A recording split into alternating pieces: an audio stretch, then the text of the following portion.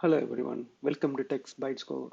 This episode, I'm going to walk through APIs, applications, uh, any systems such as Google or, or Atlassians or any sort of system they provide under APIs. You can access the resource of their systems. The APIs can be restricted by some authentication strategies. Uh, yeah, globally, there are certain type of authentication which allowed. Let's walk through one by one how safe those options are. This episode is not anything specifically with the Atlassian. I'm just showing one of the example. So let's go one by one.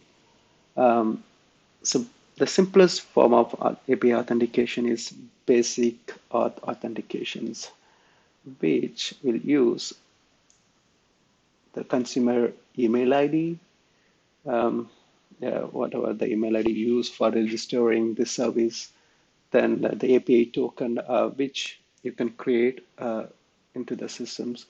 Basically, you can follow the instruction to create the API token into the to their systems.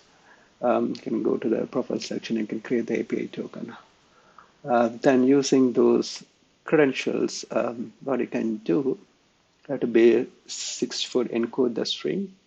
What you have to do, you have to encode these two values, email ID and API token, and pass those values part of the header, which is here. You can see authentication header with the basic, then your encoded strings. When you make the API call with these credentials, you'll get a response back. You get your resource, which is good. What's the problem with this approach? This approach is not well secured. This is basically, you can call it a static string authentications.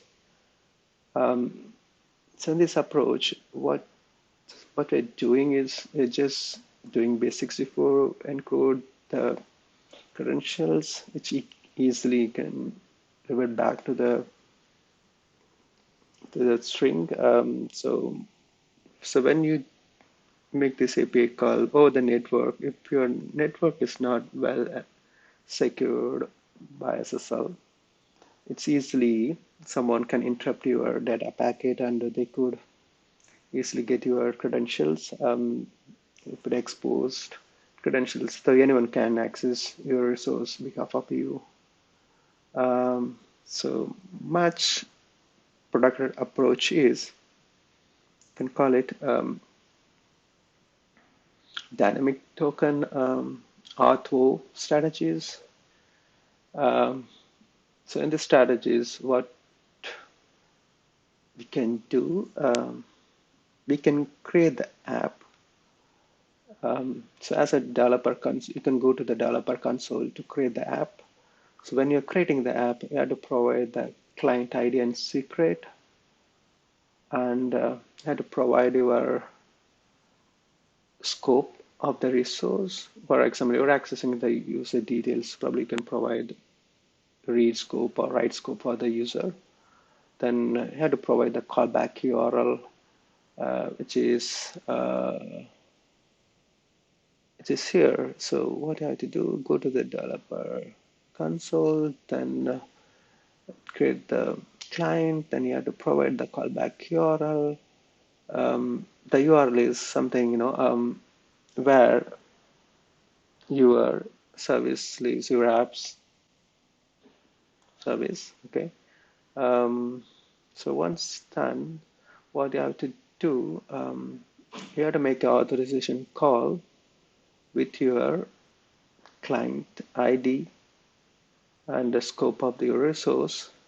Then you have to provide a callback URL. For example, I would say example.com slash ABC app.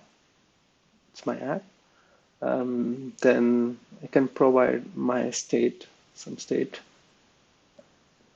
Then it's a remaining thing as you follow. It's based on the service wiki documentations. Once you make your authorization request, you get the response back. In this response, you get the state.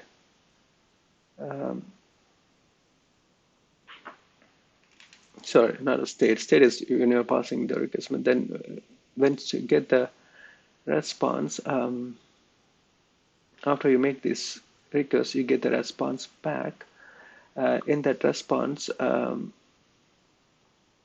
you get the authorization code in the response.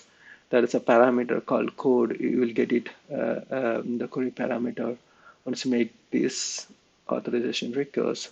So then what you have to do, you need to make a token request with your client ID and a secret, which is you get it when you create the app. Then whatever the code you get it from this request. Then along with that, you pass your callback URL. So once you make this exchange authorization code request, then you get your token back. So this is the access token for that resource with the scope. It has some expire time in it. So basically, you can use this token to access your requests similar to basic auth, but this time you're not using basic because of auth. It's auth 2.0.